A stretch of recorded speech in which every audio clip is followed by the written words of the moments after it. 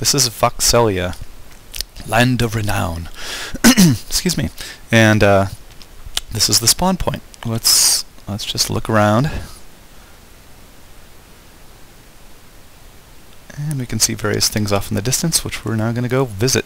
This is my place called Pie in the Sky, because it's just this floating island that was there when I started, and I'm like, oh, that's cool that it floats. So this, oh, it's changed since I've last looked.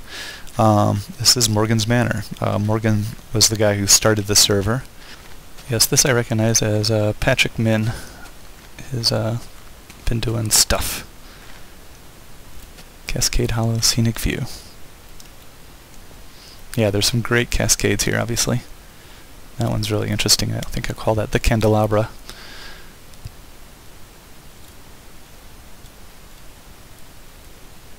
That goes down quite a ways. I believe it goes down. I don't know if it goes down all the way to the bottom of the earth or not. It goes down considerably far. I do like the, I'm going to show one little architectural feature here that I liked, that I thought was very clever, is that he's got the stairs going down, and then you just go back, and you just keep going, right? And what's clever here is that then to go up you have the little side steps. What do you sidestep up to? And then you can make it all the way up. And this is now we're on Sunset Boulevard, appropriately enough, and you can see it going down.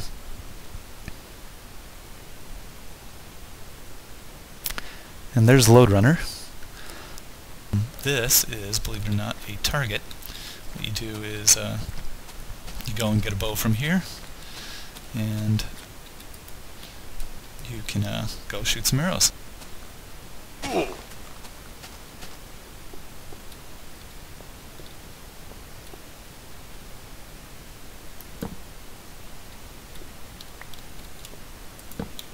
There, I've just done a move. So we'll see if someone's going to continue with that. You can see Crazy Cake's part of the cube over there. But let's continue on north. It's got some little vortex going on over there, which I'm going to avoid.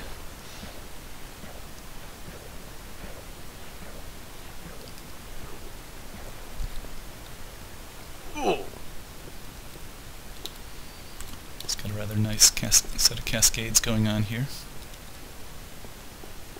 So there are various things to the west, like the Ubloff Uncle Bob's World of Fun, which I built, and there's a long videotape that you can watch that, but we're going to stay kind of in town.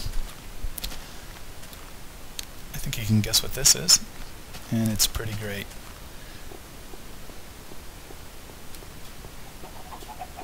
I'm just going to do the walk under. We won't take the whole tour here.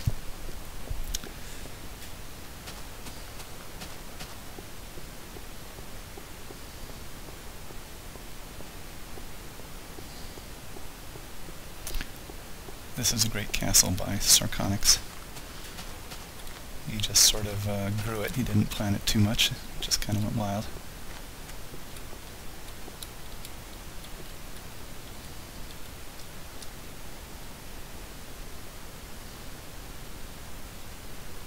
So dusk is falling on the castle. I just wanted to get a little bit of this footage because it's pretty cool. He's really used the terrain nicely.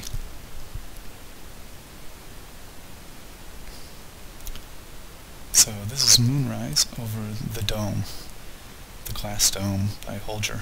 I'm sorry, Gerlow. Never said Holger. Gerlow. And this is quite the incredible project. It was thousands and thousands, if not tens of thousands, of cubes of sand.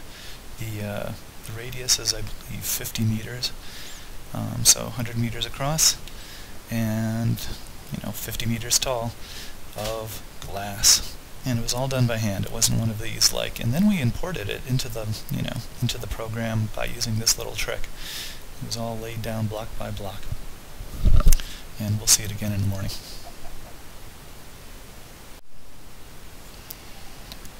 So the sun's just rising on the dome, and we're going to take a quick dip in just to show you what's what.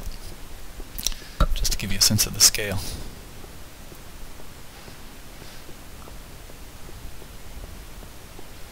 So this is the dome, and what you can do is see, you can can see the lights up there, those are all torches. Except in the middle, there's a block of diamond, which is made out of 9 diamonds, and a block of gold. So Reglo's next project has the exciting name called Random Excavation Project. And it's a freaking lot of excavation already. So here we are entering the horrific maze area. You can see some art project over on the right, we'll get to that later.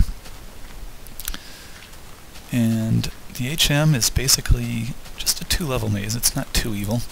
And it's all glass. And basically you can see the place you want to exit. It's over where that torch is, and where the rows of flowers are. You want to go right down that path.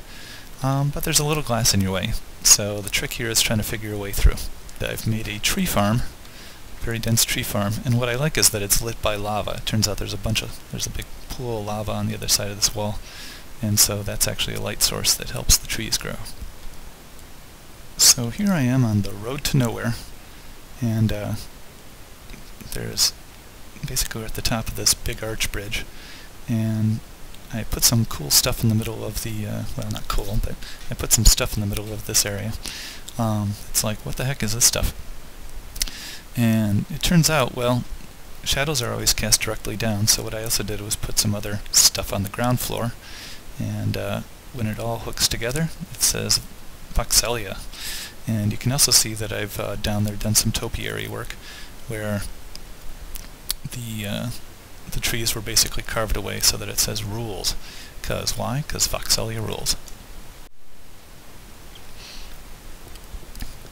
So this is along Luffy Avenue, going north, and we hit the road to nowhere here.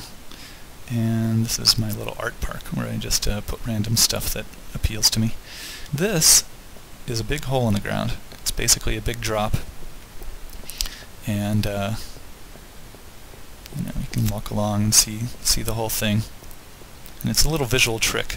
Basically, I wanted to make it so that, and here we are at the tree farm again.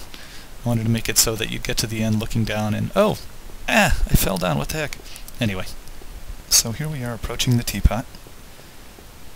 The teapot was built with great help from Patrick Min's BinVox and ViewVox programs.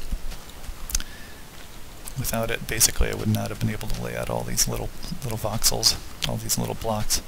We'll just take a quick look inside. Here's another view of the teapot, and we'll get further back in a minute. But I thought I'd show off the topiary here. I've been enjoying playing with topiary. Just building up these hedges and so on. Basically, you build trees, you have the trees grow, and then you cut away. So here's the teapot from a distance, probably its best viewing angle. So I just wanted to make a little bit of commentary about the Wangan Highway. Here's just a little brick pattern I put in to make things a little more interesting, because this Wangan Freeway just goes on and on and on. It's an underground road. I put it underground so that it wouldn't hit anybody's buildings or anything, but it's boring to walk down. But these kind of straight, boring roads are actually very useful because it means we can really spread out. We don't have to sort of all be clumped around the center of town, and it's not so bad getting around and getting to places. So we're back in town briefly. Over here is Morgan's Manor, which has the waterfall of lava. And the reason I'm here is I wanted to show off this cool compass tower that Quacksalot did. Basically, this compass tower, depending on where you look at it from, you'll see a letter, like W or S or whatever. And that's what direction you're looking. So in other words, right now I'm looking southwest. So I'm back in town, and I wanted to show off a few things in town, and then we're going to head east and finish the tour there. So this is the Adobe abode built by Sarconics for his wife. She asked for an Adobe house, and he delivered. So we'll show this during the daytime, but it's rather beautiful at night. So this is entering the abode, just to show off some architecture. Looks pretty nice. So this is the floating pavilion, and I just thought I'd show it off because it's cool. I like the use of blocks here because of the way that these half-pavered blocks, what we call pavers, work. You can actually have them float very easily.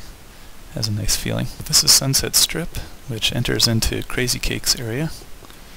This is Crazy Farm. Crazy found a lot of clay. This is our only major brick structure because he went wild with the clay. And it's just a nice little farm. It's got the reeds going on, he's got the cacti, he's got flowers. And across from it is one of his major works, which is the Parthicube, which we'll finally go into. We've been kind of hinting around it all this time, and it's time to actually go inside.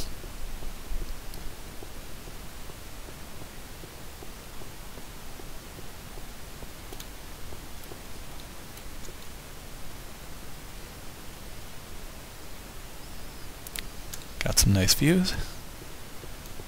From up top here, it's a great view. See the Compass Tower, Morgan's, T-Rex Mountain, which used to look like a T-Rex until the guy chopped the top of the mountain off. Pie in the sky, and on west. So that's about it. We're going to end our tour going east to some of the really cool stuff. The awesome thing to see, especially at night, is this thing, which he calls Fire and Ice, which is just magnificent. Basically there is a lava source and a water source way up top, and then he's fed it down various channels using a lot of glass to make this great sculpture. And what's cool is it even continues down below. And we'll go down below in a minute, but I don't want to go down the vortex because then you're really hosed. So here we are at Anatomy of a Mountain. And what this place is an area that Fusty Wumpus dug out by hand, and anytime he'd run into a mineral deposit, he would just dig around it.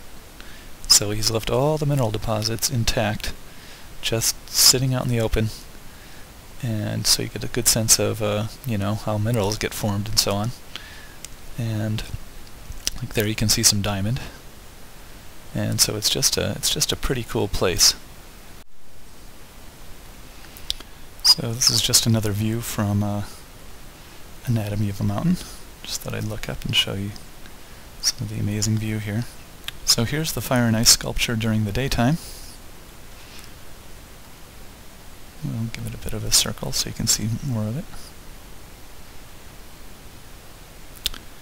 Here's another cool thing that he's made, Mother Arbol, which is tree upon tree upon tree, giving this very large tree feel to it. So this is Quaxalot's place. This is his lighthouse. And we have the usual tall tower kinds of things. Something lurking off in the distance there to the right. We'll get to that later. But right now we're just going to pull in and go to his Big Dig project. So this is Quaxalot's Big Dig project. It's inspired by Anatomy of a Mountain, and what he wanted to do was basically make it a well-lit Anatomy of a Mountain with a flat floor, because he was tired of running into all the adminium and getting stuck in the crevices, and he wanted to make it sort of easy to get out and so on. So it's a lot less mysterious, but it's got its own beauty, and it's certainly wheelchair accessible. So there are all these poems on the wall which you can read at your leisure. And this is just a little underwater tunnel. It turns out that signs and ladders push water away from whatever cube they're in. So here you can now see what this is. So this is also my tree farm. The little glass cubes keep the trees from growing to be too high. Basically I can whack at a tree and easily cut it down and get its wood and replant it without any problems. So yes, darn contractors. So to finish, this is we'll just take a high view from up here and call it a day. I hope you've enjoyed the tour. This is just some of the stuff we've been up to. I'm sure I've forgotten one or two amazing things that I'll be kicking myself later, but I wanted to call it a day and finish looking upwards at this guy's feet.